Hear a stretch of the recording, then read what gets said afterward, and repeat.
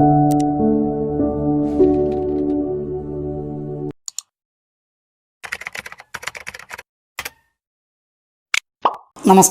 P K മീഡിയയുടെ stories ചാനലിൽ ഒരു പുതിയ വീഡിയോയിലേക്ക് അവർക്കും ഹൃദ്യമായ സ്വാഗതം. സ്വാതന്ത്ര്യ സമര സേനാനിയും 1, 7, 8 കേരള നിയമസഭകളിൽ പറവൂർ നിയോജക മണ്ഡലത്തെ പ്രതിനിധീകരിക്കുകയും CPI പാർട്ടി നേതാവും 7 ശതാബ്ദങ്ങൾ നീണ്ട രാഷ്ട്രീയ പ്രവർത്തകനുമൊക്കെയായിരുന്ന N.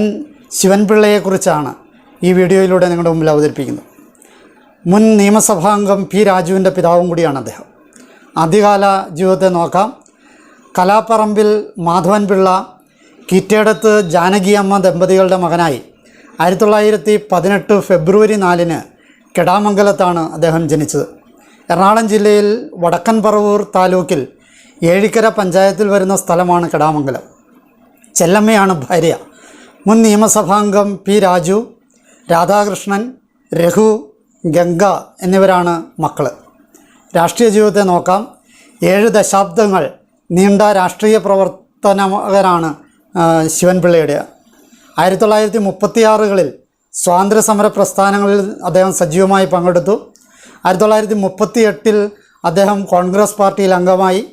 അക്കാലത്ത് കേരളത്തിൽ നടന്നിരുന്ന ഒട്ടുമിക്ക പ്രധാന സ്വാതന്ത്ര്യസമര പ്രസ്ഥാനങ്ങളിലും ക്വിറ്റ് ഇന്ത്യ പ്രസ്ഥാനം ഉൾപ്പെടെയുള്ള സകല പ്രസ്ഥാനങ്ങളിലും അദ്ദേഹം പങ്കെടുത്തിരുന്നു.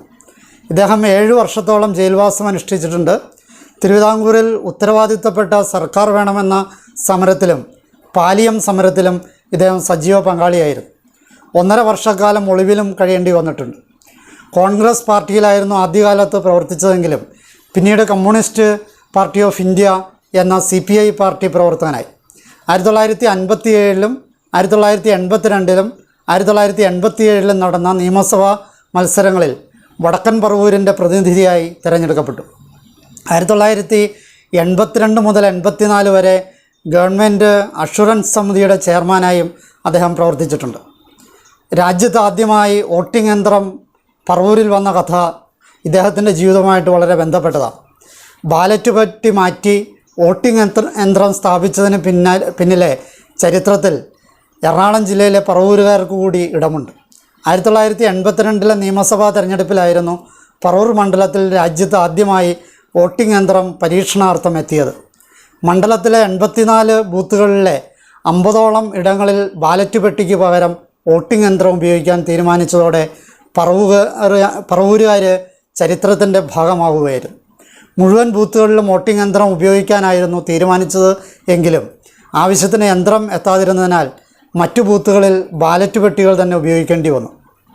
വോട്ട് ഉദ്ദേശിച്ച സ്ഥാനാർത്ഥിക്ക് തന്നെ ലഭിച്ചുവെന്ന് സമ്മതിദായകർക്ക് ഉറപ്പുവരുത്താനുള്ള സംവിധാനമായ വോട്ടർ വെരിഫൈഡ് ഓഡിറ്റ് ട്രയൽ, അതായത് VVPAT ഒന്നും അന്നത്തെ വോട്ടിംഗ് യന്ത്രങ്ങളിൽ ഉണ്ടായിരുന്നില്ല.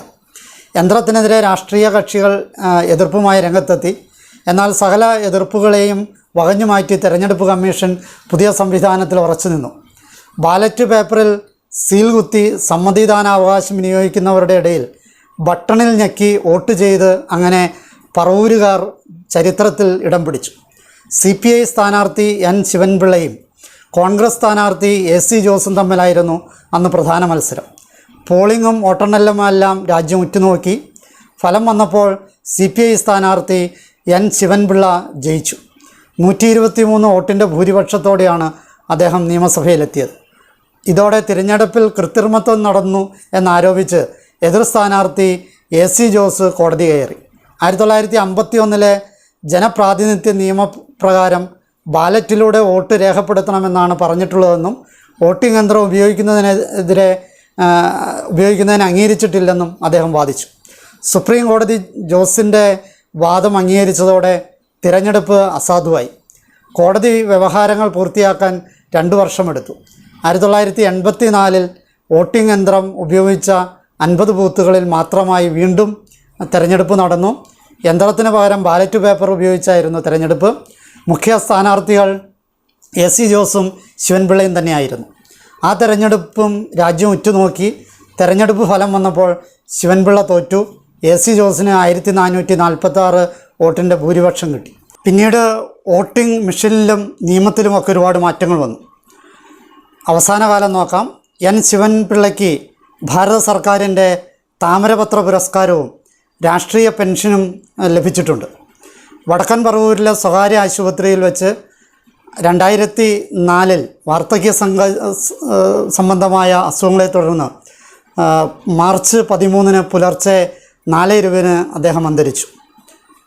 അദ്ദേഹത്തിൻ്റെ കഥകൾ എല്ലാവർക്കും ഇഷ്ടപ്പെട്ടു എന്ന് വിചാരിക്കുന്നു. എന്നെ ശ്രവിച്ച നിങ്ങൾക്ക് നന്ദി. നല്ല നമസ്കാരം.